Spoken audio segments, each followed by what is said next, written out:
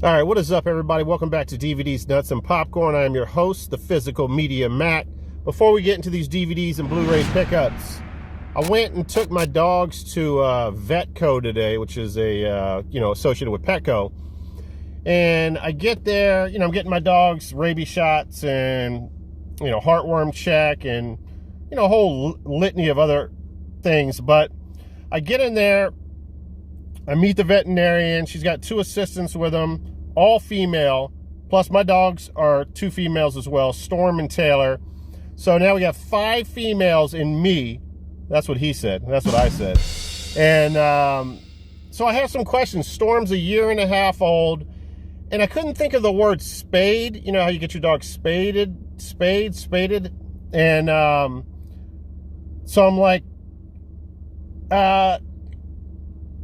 so do you guys, like, I need to get my dog fixed. And, this day and age, you don't know with, these females that might be like a word that pisses them off, like fixed. You mean a female's broken, they need to be fixed. So, you got to be careful this day and age. So I'm already feeling really weird saying the word fixed. And they're looking at me a little bit strange. And they're like, yeah, we do that here. And so I was like, okay, I just need a price on it. And they said, okay, well, we can send you a quote on that. And so I have some more questions. And I'm like, well, if I don't get my dog fixed, trigger word, right? Trigger word, fixed, will, at a certain age, if I wait too long, will Storm lose her personality and her playfulness? Because somebody told me this before.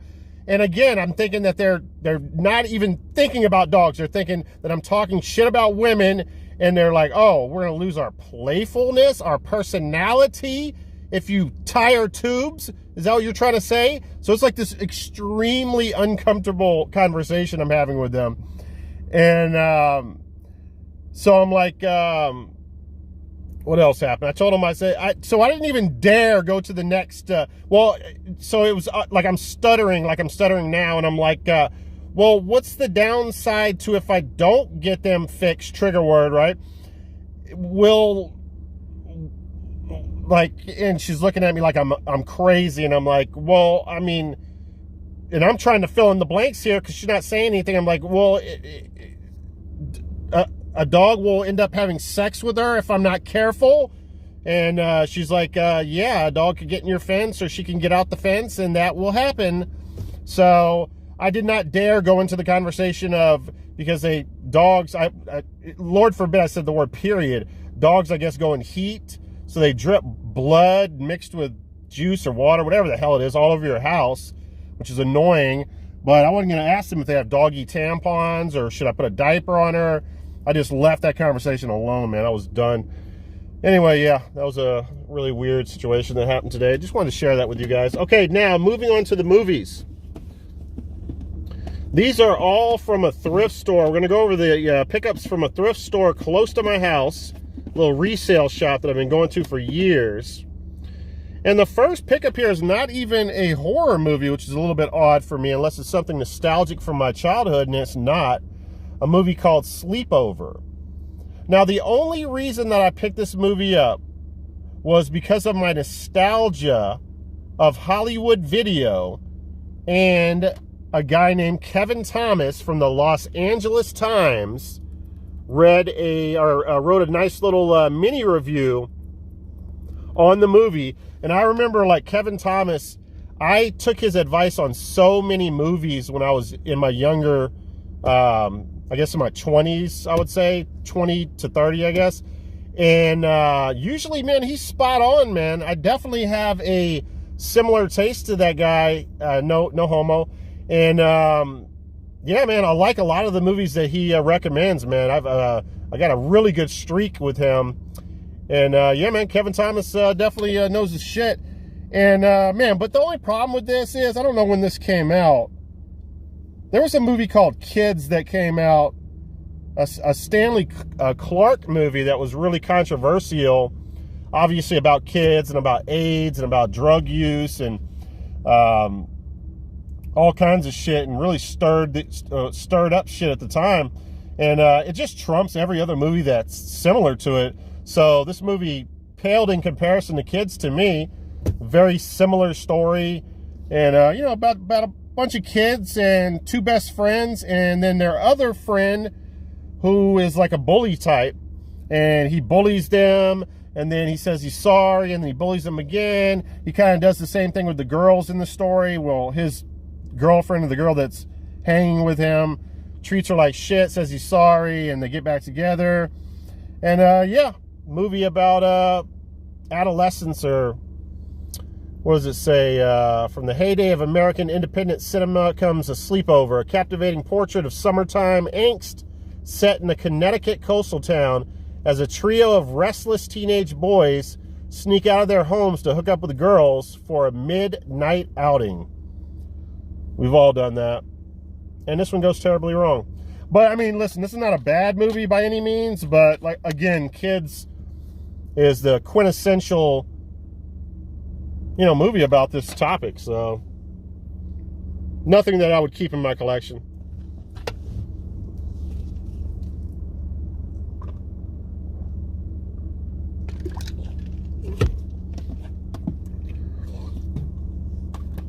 All right, normally I release this video. Well, I don't know when I'm going to release it, but I'm actually recording on Saturday. I usually record on Saturday, upload, or no, I'm sorry, I record on Sunday, upload Sunday. I'm recording on Saturday. I don't know if I'm going to upload tonight or tomorrow, because I got this young guy that works for me who had a tummy ache and is calling in sick every fucking day. So now I might have to work tomorrow on the weekend. And yeah, causing all kinds of issues. The younger generation, man, are just pussies, to put it lightly. Anyway, yeah, man, we have a movie called Vigilante Force. A Kino Lorber release here, guys. So I thought that was a little bit fancy. When I saw that for, what are these? These are the Blu-rays are $2 and the DVDs were $1. You know, anything with Force is usually badass. Delta Force, Magnum Force, Vigilante Force. What's this about? This is an old school movie, though. This came out in 1976. They hired themselves a hero, but all they got was trouble. This slick, fast-moving, and action-packed modern-day Western delivers a strong, dramatic punch. The setting is a small California community that has been turned into a boomtown plagued by violence. Vietnam War hero and ex-troublemaker Chris Christopherson is hired to head a vigilante police force. He and his tough squad use violent, strong-arm methods and soon clean up the town and proceed to take it for themselves. Now the town's leaders turn to Christopherson's younger brother, Jan Michael Vincent, to bring on an end to the vigilante's force's reign and terror. Okay, so Jan Michael Vincent against his older brother, Chris Christopherson, the vigilante. So I don't know, man. That looked like kind of a cool little title to pick up on Blu-ray. Again, Kale Studios, got the black disc there. How long is this damn movie? Better not be 2 hours. 60... yeah, hour 29. Vigilante Force. Took a chance on that. It's got a cool name. And I have not seen that, so I'll be reviewing that in the next video. Next up, another movie that I have not seen, Bleed. The reviews on this were not that good. I like the presentation and the white with the clear case. And it even has some backside art with the chapters on it. I like the look of it. It has a nice little clean look. Disc with the chrome and the white. And, but yeah, like I said, the reviews on this were not very good. Let me tell you. One of the reviews said this is 99% porn, 1% slasher. So what's this about? Looks like it's got a lot of beautiful people on there. When Maddie goes to a party with her new boyfriend, Sean, she only wants to meet his friends and have a good time. They tell her about the murder club and invite her to join. Confused but intrigued, Maddie really wants to be a part of the group. Before she can join, though, the murder club members are being killed off one by one. Who would have figured? Who can be trusted? Can the killer be stopped? Or will they all bleed? Definitely sexy, hot little thing right there, man. Yeah, man, definitely looks like eye candy, but it's probably gonna suck. Shadow Films? Never heard of them. I think it's Shadow Films. Yeah, Shadow Films. Bleed. Need some more diesel fuel here. I'm running on empty here.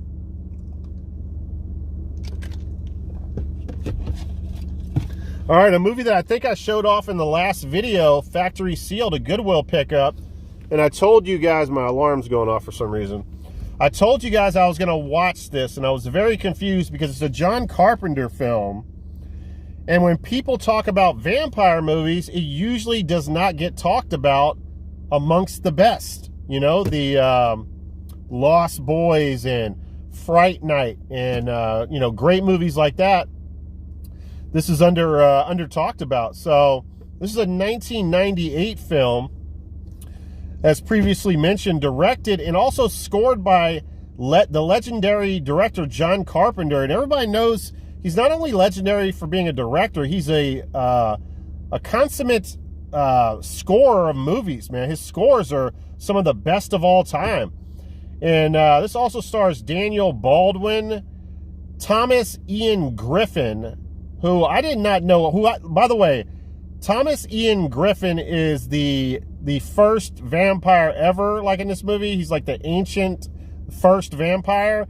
And I really like him in this movie. I think he's a really cool head vampire. And I did not know this. I haven't seen Karate Kid 3 in a long time. But Ian Griffin is the bad guy, I guess, in Karate Kid 3. He actually turns Daniel-san against Miyagi, which I didn't even remember that. But yeah, that's what I was reading on one of the on the old Wikipedia. Now, James Wood and Daniel Baldwin are part of a vampire hunting team hired by the Catholic Church. I guess James Wood's character was killed by vampires when he was younger, so now the Catholic Church has hired him. He's the head vampire hunter, and Daniel Baldwin is his best friend and his counterpart to that, and there's other people in the gang. Now, to me, like, I had to really think about this. James Woods, I know, is like a great actor. He's been in so many movies over the years, but I've really never seen him as a lead actor in a movie where he's a tough guy. So I really was questioning the whole movie. Is he really right for this role? And I came out of it thinking to myself, he did a decent job, but I don't know if he was great in it. I don't know. I just don't. He might have been miscast for this movie. I don't know if I consider him a tough guy. What other movies do you even know James Woods from? I had to do some research. He was in Cat's Eye, which is awesome, right? Stephen King. And he was in, you know what I remember him from? I remember him from Casino, where he was that like slime ball gigolo type of character, and he was trying to get money from Sharon Stone's character, which was Robert De Niro's character's wife in the movie. If I'm remembering that correctly. And he's just a real good slimy character. I thought he was great in that. And but I don't ever remember him being in too many really good movies where he was just a badass. Do not remember at all. But again, Ian Griffin is great in it. I was a little bit worried about this movie. Like when it started off, they were going after this, I guess they had found this house, and they were pretty sure that it was a vampire house, right? Out in the abandoned Nevada desert. And they stormed the house, right? And this team of vampire hunters. And their technique is they find the vampires, and then they hit them with these these spears or these bow and arrows, and these spears go through the vampire, right? And the spears have ropes tied to them. And then Daniel Baldwin's character is back at the truck with the winch, right? And he pulls them, which is kind of stupid. The wood spear would break. It's not like you're going to be able to pull them out of a house. So I was kind of worried at first, but he pulls them out of the house and then they burn in the sunlight. And when they burn in the sunlight, it's hilarious also. It's like, you can tell it's like firework flares going off, several of them going off. And every time they burn up, it looks really ridiculous. So I was really concerned with the movie at first.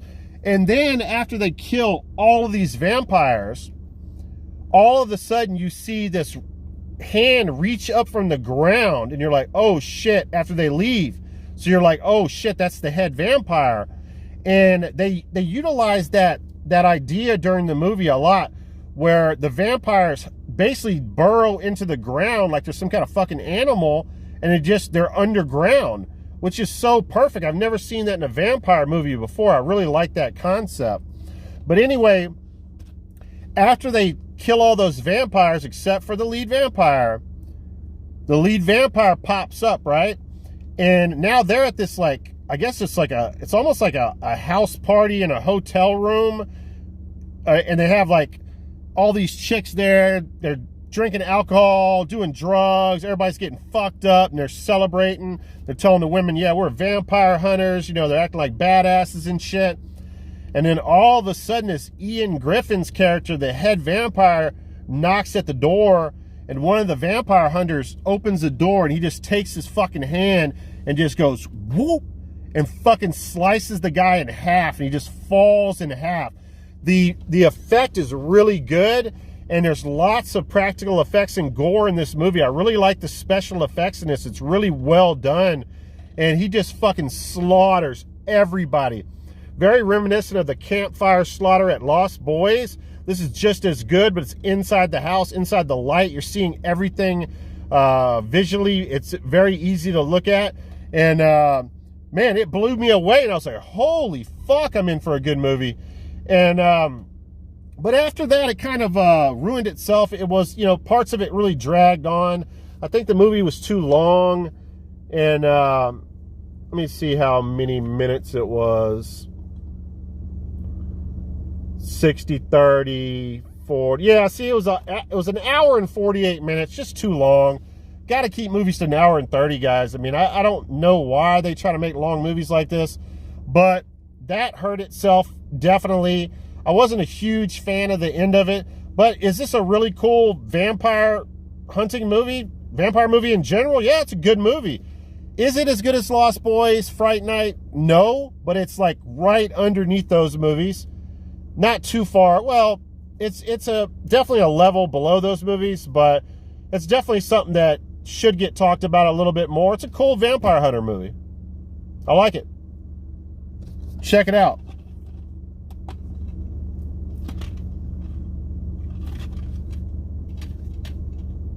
Largo Entertainment release. Oh, I did screw up, by the way. I bought this in full screen, which was a rookie mistake. I should have gotten widescreen. So that was my bad. Yep, full screen. So unless you're watching this on a tube television from the fucking late 80s, you're shit out of luck.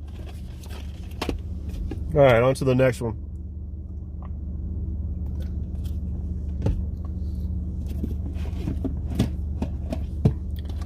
All right, next up we have a real clean copy. I like picking this up at the resale shop because it's in great condition here. A movie called Evolver.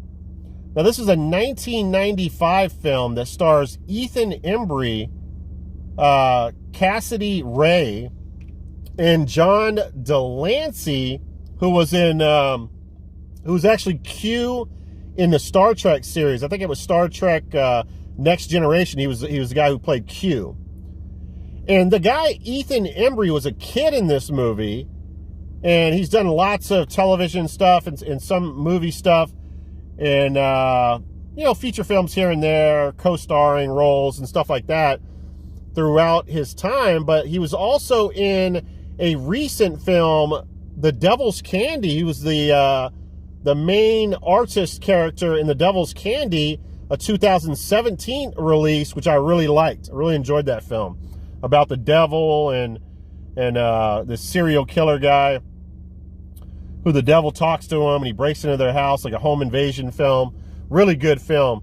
And to me, this movie Evolver is like a cross between Short Circuit and Chopping Mall. It's got like a real innocence to it, like it's almost a made-for-television kids movie, but then it's got some Chopping Mall, you know, murder-esque qualities as well, because there's some pretty cool kills on it. This is the type of movie that I'm going to be honest with you. If I saw this when I was young, I would definitely be nostalgic about it and probably love it more than I'd like it. Again, like I said, it's almost like a made-for-TV movie, but it's rated R, so it definitely was not on any. If it wasn't on regular television. It was on probably cable, USA Today or something like that. But yeah, man, let me read the synopsis on this. I'm not going to do the synopsis voice because my throat hurts. Meet Evolver, the ultimate toy for the cyberpunk generation. A virtual reality game brought to fierce three-dimensional life. And by the way, whenever you show virtual reality games back in the 80s, in the 90s, that shit does not age well at all. They did not know how to show off video games back in the day. So this would look a lot better nowadays, but it looks really crummy, the translation of the virtual reality. I'm not going to read this synopsis. It's kind of boring. But anyway, you don't even see the guy on the front cover, which is weird. He's back there with this weird green thing around his head. But that character, Ethan Embry, is this hotshot video game virtual reality player of this game called Evolver. So he wins the championship. It's the first championship they did, and the first Evolver robot that they're actually giving away. So they gave an Evolver robot to him. But the thing with the Evolver robot is it was created by a guy who plays the Star Trek Generation guy, Q's character. And he's this scientist who created another robot that fought for the military, and it ended up turning and killing American soldiers. So they axed that whole project and got rid of it and terminated the robot. So this is done with the same robot DNA, I guess you could say, this Evolver robot. So of course you know what happens. They drop this robot off to the house. All it wants to do is play games with them, and if you beat it in kind of like a laser tag type of game, it starts to tell you, okay, time to level up. You have to beat me at the next level. And each level, it gets more and more and more and more dangerous, to the point where it's shooting like knives at you and shit. It can produce electricity while you're swimming in the pool. It puts its claw in there and shocks the pool. To the point where it's shooting laser beams and all kinds of shit. This is not a great movie, guys. I'm not going to try to sell you on this movie at all, but it's got some cool stuff in it, man. I mean, I think it's shelf worthy, and it's fun. It's really ridiculous. Like, at one point, the robot turns and looks at them and says, "Fuck you." And it's like, there's no way. It didn't even say that he was able to learn other language and stuff, because he's normally just saying, "Time to level up. You must be terminated." And very a simple dialogue, but all of a sudden he's like, "Fuck you." And I don't know, he says some kind of funny shit. There's some funny scenes in it. And yeah, man, it's not as bad as the reviews on it. The reviews just murdered this movie. It's a fun flick, man. It's not too bad. I like it. Maybe I'm starting to like bad movies. I don't know what's going on. All right, what do we got here next? That's probably the case. I'm probably really starting to like bad movies. All right, next up here. God, this is another one that I'm going to surprise everybody by. We have a movie called Trucks. Yes, guys. You turn, you die. And this is based on the short story by Stephen King. The book was called Trucks, which also was adapted into a movie called Maximum Overdrive. I think it was Maximum Overdrive came out. Did it come out before or after Trucks? I think it came out before. And then Trucks came out in 1997. This is a television horror film, straight to television. I think it aired on the USA Network. Yeah, it did. And like I said, it's based on the Stephen King short story, Trucks. And so Maximum Overdrive, I haven't seen that movie in like 10 to 15 years, so I really can't comment on it. I need to go ahead and purchase that movie and add it to the collection now that I have Trucks. But a lot of people love that movie, man. A lot of people defend that movie. A big deal to do with that movie is it's the only movie that Stephen King directed. And I think Stephen King has been quoted saying that he did not like how it came out. But, man, a lot of people really love Maximum Overdrive, and they just love the fact that he fucking directed that movie. So, that all being said, this movie got all kinds of hate when it came out. But about 40 minutes into the movie, I'm feeling the same way. I'm like, oh my God, Maximum Overdrive has to be better than this. It's really not that good. It's not that it's terrible. I mean, the acting is really bad in it. But I'm like, oh God, I wish they would just do something really cool. And man, it fucking happens. So a mailman tries to deliver mail. All of a sudden, before that, it's like literally like diesel trucks and regular sized trucks are going crazy and running down people and killing them and driving through houses and killing people. But all of a sudden, this little remote control, like dump truck, miniature sized truck, starts going after this mailman, crashes through the window of the door, starts running into his leg. And at first he's like, motherfucker, where's the kid at that's controlling this motherfucker? He's yelling and shit. And all of a sudden this little remote control car goes far away and then comes in, hits his ankle again, takes off again, hits his ankle again, knocks him on the ground. Now he's on the asphalt with his face laying down, and this fucking truck starts just ramming into his face.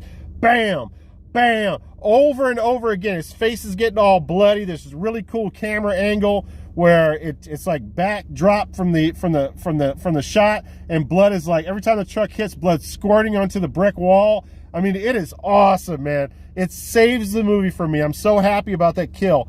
And then when I just think that, okay, that's the only thing I'm going to love about it, these guys are sent in because now they start talking about it in the news, where the whole story is that I don't remember what the story was but behind Maximum Overdrive, but in this one, supposedly a comet crashed, and there's this vapor or something that got into the atmosphere. I think it's called BC972. And that's what it was labeled by the government, and it's making vehicles come to life and mechanical things come to life and stuff and have a mind of their own, which makes no sense, but that's the story.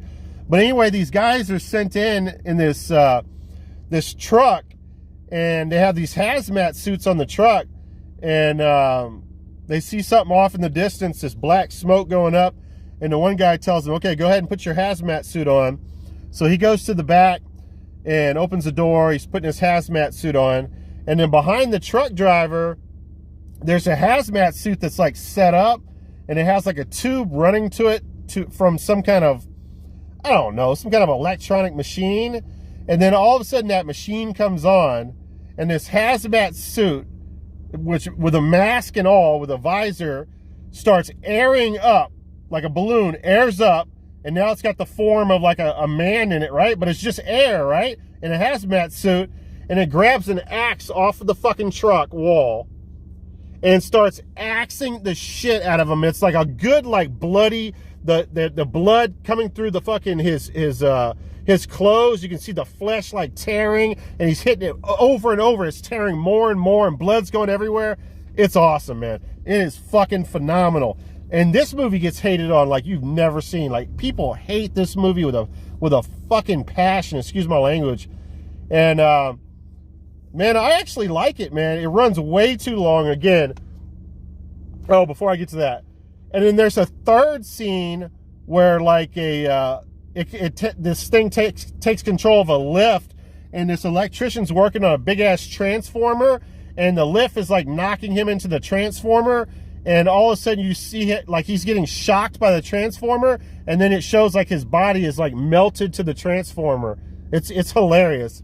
So Yeah, man. I mean, dude, this movie is a lot better than people talk about. This came in really clean condition. I wish it would have had the manual with it, though.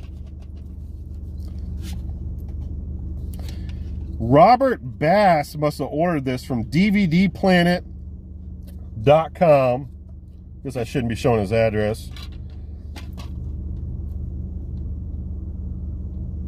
But yeah, man, trucks. The Ghetto Maximum Overdrive. I don't hate it, man. And it's kind of cool, too. I'm going to go ahead and spoil this one for you guys. So you can fast forward real quick. Once I put this down, you can start it back up if you don't want me to spoil it. But it's kind of hilarious. So in the very end of the movie, they're saved by a helicopter. I think there's like 3 of them left or whatever. And they jump onto the helicopter. The helicopter takes off. And they're like giving each other fives and hugging. And they're so fucking happy. And then they look in the front of the helicopter. All of a sudden, there's no one driving the helicopter. And the fucking movie ends. And it's like so hilarious. And the helicopter like takes off higher and higher. You don't know if it's just going to keep on going up into the sky until, you know, it goes too high or whatever. Or crashes into a mountain or whatever the fuck. But yeah, it's kind of a cool little ending. I think it's underrated, man. It ran too long. That's my only problem with it. And the acting was horrible. My only problem. There was like all kinds of problems. But where is the... And by the way, the special features have been real lackluster, so I'm not really reading them on this. It's 95 minutes. So what is that? Hour 35. If it was an hour 20, it would have been a lot better. There was lots of filler in that hour 35.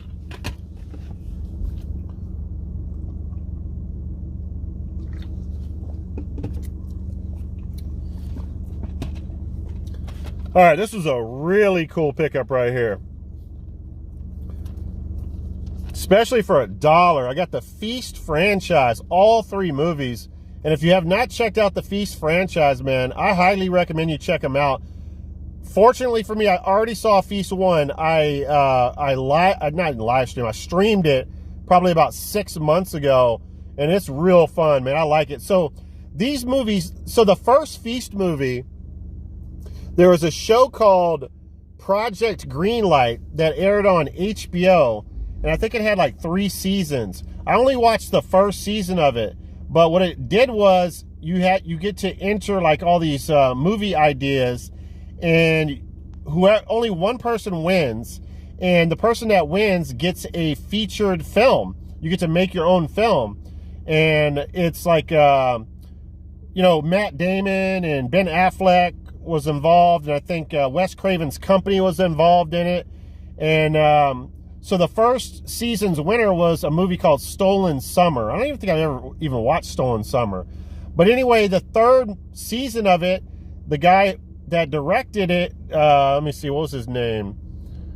The director was Joe Gallagher. He won the 3rd season, and the movie was called Feast. So that won the 3rd season of Project Greenlight. So that was really cool.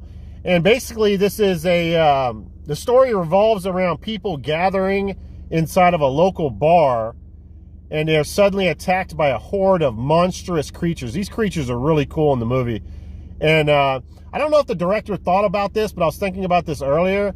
It's like us humans go to bars to drink mainly, right?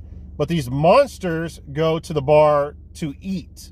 And they go to the bar to eat the humans. So it's kind of cool. We're going there to drink. The monsters are going there to eat. But anyway, it turns into a bar horror movie or a tavern horror movie where these monsters are trying to get into this tavern or this bar and kill all these humans. And they're like boarding up windows and shit. And yeah, man, I really enjoyed it. The lots of cool like practical effects and gore. Super bloody, gory movie. Lots of cool cast of characters in these movies. And, or I should say movie. I've not seen Feast 2 and Feast 1. Joe Gallagher directed all 3 films, so there's continuity with it. And to be honest with you, I think I've heard good things about Feast 2 and Feast 3 as well. Now, Joe Gallagher also directed Piranha 3D with David Hasselhoff, which I really liked. I enjoyed. I think it had... Dawn of the Dead remake, the guy from Pulp Fiction, the black guy, I can't remember his name now. You guys know what I'm talking about. But anyway, he also directed a movie that I haven't seen, Children of the Corn Runaway, 2018 movie. And another thing that's cool about these Feast movies is Patrick Melton and Marcus Dustin co-wrote all 3 of those movies. And they always work together. They've done several of the Saw sequels. They screen-wrote them. And the movie The Collector and The Collection, which, again, I like those movies as well. And they also did Scary Stories to Tell in the Dark. So lots of good people behind these movies, producing them, writing them, directing. Yeah, man, I highly recommend Feast for sure. Feast 2 is called Sloppy Seconds. These are all unrated. And then Feast 3, not as good of a name. The Happy Finish. I don't know what that's all about. The first Feast has commentary with the filmmakers, a small feast of outtakes and deleted scenes. And Feast 2 has commentary by cast and crew. Scared Half to Death Twice, the making of Feast 2. These are the special features. And Feast 3 has the third course in this. Oh, no, I'm sorry. I'm reading the synopsis. Special features. It has feature commentary. And it comes on multiple discs, so it's not condensed into some bullshit, which is always a good thing. And yeah, Dimension Extreme triple feature Feast. I'm loving it. Now, let me pause 1 second. All right, guys, I just thought of something. I didn't break a window with any of these movies. That's what we're going to start doing. If movies are not making the shelf, we got to break a window. And I only got one so far, believe it or not. Sleepover. Damn! Glass shattering everywhere. All right, now, next up here. Am I losing my mind? Did I find all of those movies? Yeah, I did. I found all of those movies except for Vampire at the same resale shop. Okay, let's talk about that later. All right, everything else after this one is going to be Amazon pickups. All right, this is probably the most interesting and probably going to be the most difficult to talk about, but I won't waste your time too much because I could talk about this movie forever and probably not make any sense, because this is an art house film, guys. It's really difficult to describe it. You'd have to check this one out. I highly recommend it to anybody. I think it's a beautiful movie. Visually, it's stunning looking.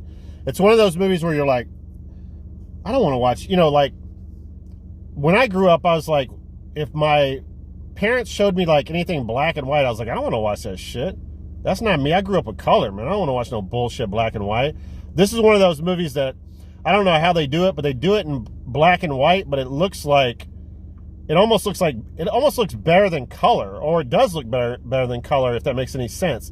It just is stunning to look at. It's really weird. I don't know what kind of effects they do to do that and how they pull that off. Maybe it says on here. It just says 16:9 black and white. That's all it says. But yeah, man, this is a 2013 Russian art exploitation release directed by Alexander Vartanov, and it was his first feature film.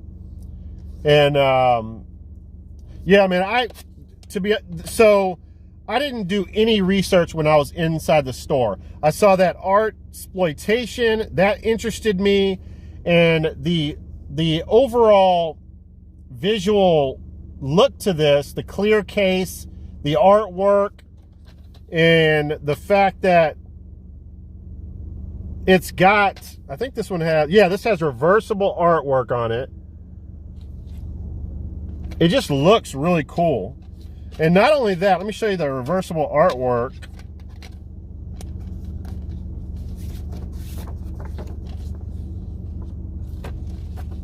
which is fairly similar to the other artwork, but it's cool to have a variation. And then it comes with this cool little guide here. I'm going to read some of this that the director, I guess, put together. And this is a quote from the director. "This is a very personal film, a labor of love, a strange mix of spontaneous guerrilla-style filmmaking, and 6 years of preparation. I needed to make this film while I was still young, and while I still remembered what it was to be a 14-year-old, alone and lost. Don't try to overanalyze it. Just watch it as if it was somebody's dream, somehow recorded on camera. I hope that you will enjoy it. Thank you. Alexander Nardinoff, the director." And he's right, man. I mean, this is one of those movies that you're literally watching someone's dream. And so in this little book here, it has quotes from him. And then it has, I guess, Art Exploitation put this together as an explanation of the film. It tells like the whole story. And I just really like the way this is put together, man. Really cool to pick that up for $1. And so this character right here, I'm going to try to explain this. So he's a 14-year-old kid in Russia, right? And he's abused by his stepfather, you know, relentlessly. And his mother has grown to the point where she just, I don't know, she doesn't even love him anymore, and she doesn't care. Like, she doesn't do anything about it, and she's just like, you know, what's the word? She's just numbed by it. She doesn't show him any kind of compassion or anything. And then he goes to school, and he's relentlessly bullied by the kids at school. They're sticking his head in toilets and urinals and beating the shit out of him. And you learn really quick this kid has like this really wild imagination, and he's a really good storyteller. And again, so guys, this is a movie with subtitles. So it's a 2-hour movie. And I know what you guys are saying. How the fuck did you watch a 2-hour movie with subtitles, an art house film, and you're trying to tell us that you recommend it? That's like a movie that you would not like in a million years. But I'm telling you, man, this is a beautiful movie. The subtitles, as you read them more and more, you start to realize that they're less of dialogue and more of a poem. The whole movie is just like a poem, visually and through the dialogue is just like poetry in motion. And so he's telling these stories, and the main like story is about these two gangs, right? The bullet collectors and the wood, what is it called? The wood, I want to make sure I'm not messing this up. I think the wood borers. Yeah, the wood borers. So the bullet collectors and the wood borers. And there are these two like mythical gangs that are constantly in battle against each other. And they have these guns. The bullet collectors have these guns that only can be seen by the bullet collectors or by the victims.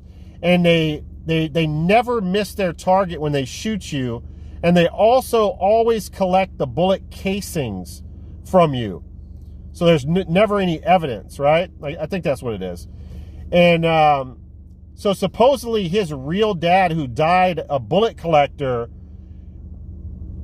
so he's, you know, in line of the bloodline of a bullet collector, right? And so he's telling these stories about the bullet collectors and how he's involved in it. And he has this beautiful girlfriend, and you're seeing all these different things happen where he's all of a sudden standing up for himself. But all it is his imagination. So he's dealing with so much trauma that he's created this entire fantasy world that he's actually bullying people. And he's got this beautiful girlfriend, and that he's in control of his life, and it's the total opposite. He's in control of nothing. He's getting his ass beat every day, and it's sad. This is a super sad movie. Like, it's bleak as fuck, man. I'm not gonna lie. It's like you're watching something that you know, you can't get any enjoyment out of this movie. It's like the saddest fucking thing. But like I said, it's beautiful, man. It's just it's a poem, man. And man, it's shot so well. There's some cool scenes in the movie where, and anyway, like later on, he ends up, okay, so here's my problem with the movie. And here's my problem with, I think, with anybody that is going to watch this movie. There is no delineation, if that's even a word, between what's real and fantasy in this movie. You have no clue if he's fantasizing or if it's something that's really happening. Again, like it's just a dream sequence, the whole fucking movie. There's lots of like close-up shots of people's faces and blurry shots, and then all of a sudden this movie turns into a prison movie. Like an hour into it, he basically, he's getting bullied, and at least I'm pretty certain this is real. He takes a knife and fucking like stabs someone in their private area that's bullying him. So now he's got to go away to a juvenile facility in Russia. And this place is like, he's getting tormented worse than at home, worse than in school. They're literally pissing on his face when he's sleeping. They're beating the shit out of him. I mean, it is a hellhole in this prison.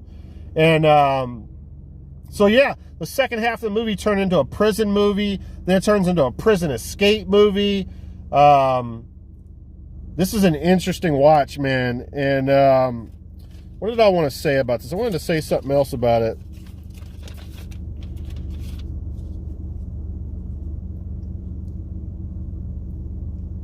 Oh, there's one scene in it where I think this is fantasy. I'm pretty sure this is fantasy because you saw no repercussions when he was in the prison for it.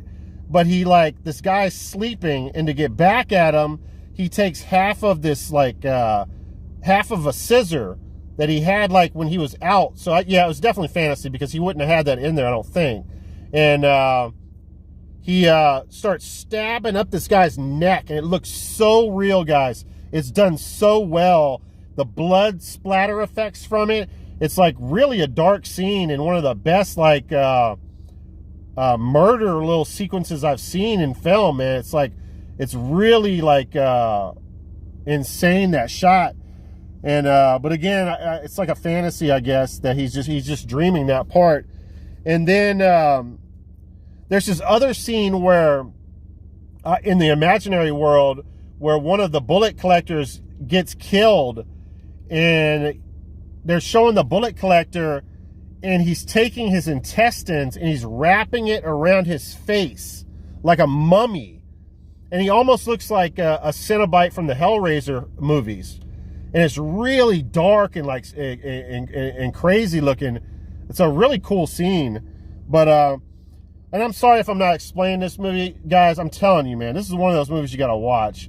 It's 2 hours of just insaneness. But man, this is a really cool film to own, and you know, I'm proud to have it as one of the movies in my collection. Bullet Collector from 2013.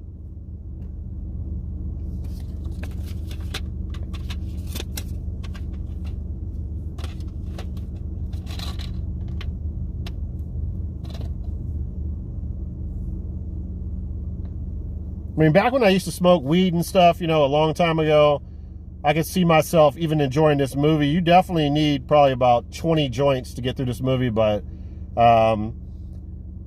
it's an interesting film. I think it's one of those films that, in many ways, this movie's a masterpiece. But it's a hard watch in ways. Like, I can see people loving it, and I can see people hating it. And as I was watching it, I was like, man, do I love this, or is it a masterpiece, or is it just not nonsense, but just like I don't know. I didn't mention this. This is supposed to be let me see, very similar to a movie called The 400 Blows. This unsettling, moody masterwork updates that classic by giving it a distinctly Russian flavor. So whatever the 400 Blows is, a world of Antoine Donnell in Truffaut's The 400 Blows, whatever that is.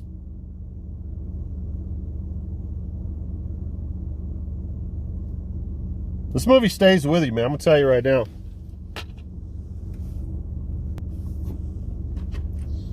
All right, this video is running extremely long, and yes, we get to break a window, so I'm going to try to rush through the rest of this stuff.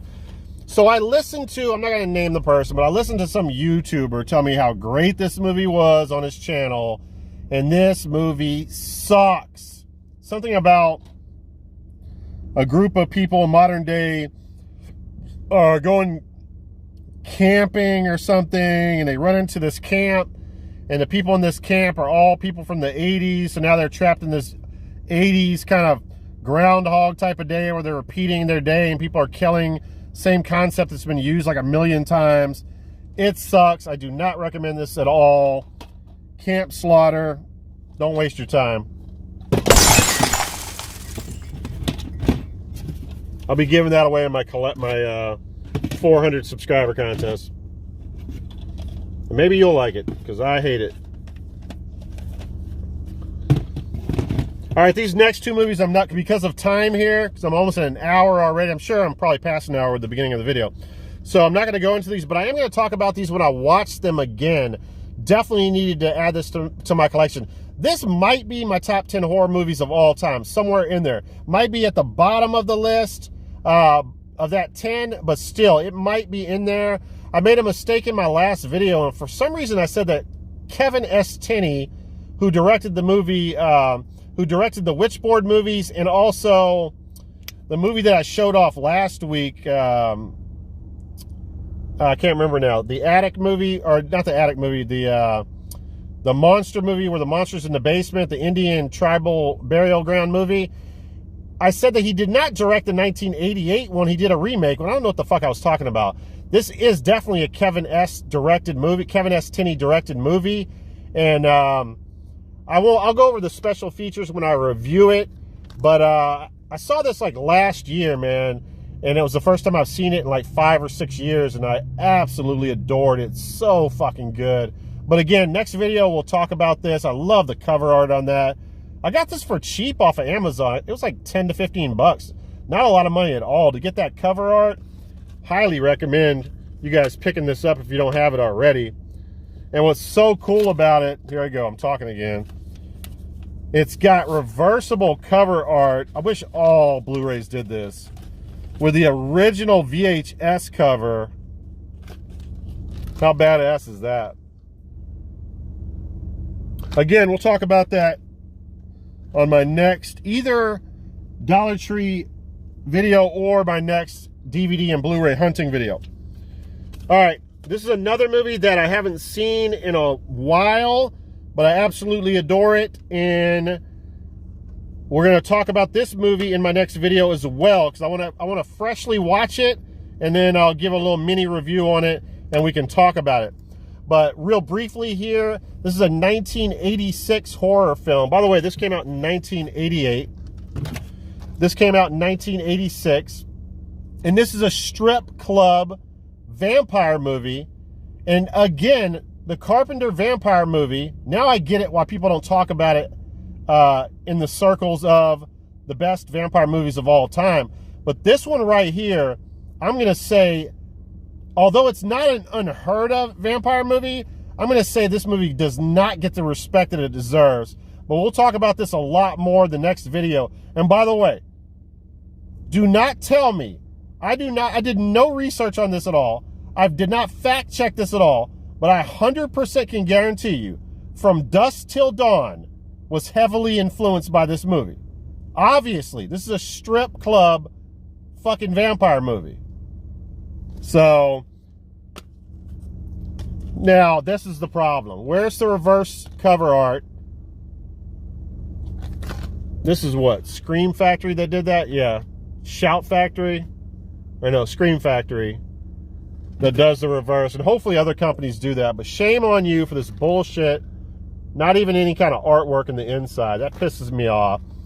But I really look forward to talking about Vamp. If you have not seen Vamp, I'm telling you, you're missing out on one of the greatest one of the greatest vampire movies of all time.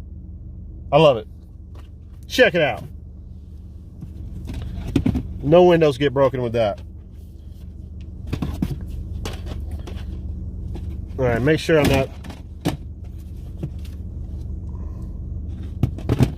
All right, just one last movie here. And we have Hood Rat with my boy Ice-T. Now, guys, if you do not know, I collect all Ice-T bad movies. I don't want any good movies that Ice-T made. No, that's a lie. I mean, I do want New Jack City, but a lot of the good stuff that he's made, I could care less about. I want everything bad Ice-T. That's my goal, is to collect every DVD, Blu-ray that Ice-T was in that's a horrible movie. That's just me. I just, for some reason, I want all the bad shit when it comes to Ice-T. Now, this is a 2001 film. It's also called Terra, which I think is the name of the main rat in this movie. And it stars Isaiah Washington, Ice-T, as I mentioned. Also stars Guy Torry, which, if you guys don't know Guy Torry, he was the black inmate in American History X that actually turned, what's the name of the character? The racist guy. He actually got him thinking about not being racist and actually changed his life when they were in prison together. Can't think of his name right now. But anyway, this is a direct-to-video. No surprise there, right? Like this movie would ever be a feature film, right? So it got me thinking about other rat movies. And I know there's a lot of them, and I think I'm going to start collecting rat movies. But Willard, the original, not the Crispin Glover one, I had to look that up, came out in 1971. And then in 1972, a rat movie called Ben came out. And quote me if I'm wrong, or comment below if I'm wrong, or correct me if I'm wrong, but I believe that Michael Jackson as a kid made a movie, a song about Ben, and a video about Ben, called Ben. Yeah, I think I'm right about that. And then in 2003, the Crispin Glover Willard was released. So now I want all three of those movies, and I'm pretty certain of this. Every single one of those movies, Willard and Ben, were all about one person getting revenge on other people with the help of one rat that's the leader of all these other rats. It's always the same fucking story, and Hood Rat is just the same, but this is the ghetto version of Willard right here. Hood Rat with your boy Ice-T. Now, what else did I want to say about this? So, revenge is sweet in this pulse-pounding thriller that stars a killing cat. I won't read the cast again. The terror begins when one man, a malevolent force, systematically stalks his victims and holds them hostage in a relentless quest for vengeance. Packed with suspense and a non-stop action, this tale of rage and retribution deliver edge-of-your-seat thrills from start to finish. Now, basically, Isaac Washington's character is a homeless guy. And the slumlord that owns the projects, Ice-T works for him. He's a money collector. He knocks on everybody's door trying to get rent from everybody. Nobody wants to pay rent. And the place is like a death trap. And because it's a death trap, Isaac Washington's brother ends up freezing to death, which is hilarious because Isaac Washington is supposed to be his, like, watching after him, and he doesn't watch after him. He ends up freezing in his wheelchair outside. And so now he wants to get revenge, and he meets this rat that he's friendly to in the beginning of the movie. Next thing he knows, this rat controls other rats, and the special effects are so bad in this movie. The acting is terrible in this movie. This is a shitty-ass movie, but it is funny as hell. Definitely earns a spot on my shelf. Hood Rat. Check it out, guys. Beneath the stairs, behind the walls, beyond the fear, hood rats. No paperwork with it. But yeah. All right, this video ran long, guys. That is it. Thanks for checking out the video. And I'll talk to you guys in the next video. I got some other stuff I need to take care of. Hopefully I can upload this on Saturday here. If not, if I don't have time, I'll upload this on Sunday. Been pretty consistent with the videos, hitting you guys with one every weekend. And yeah, so I'll talk to you guys later. Good luck out there finding whatever physical media that you're looking for. And see you in the next one. Peace out, guys.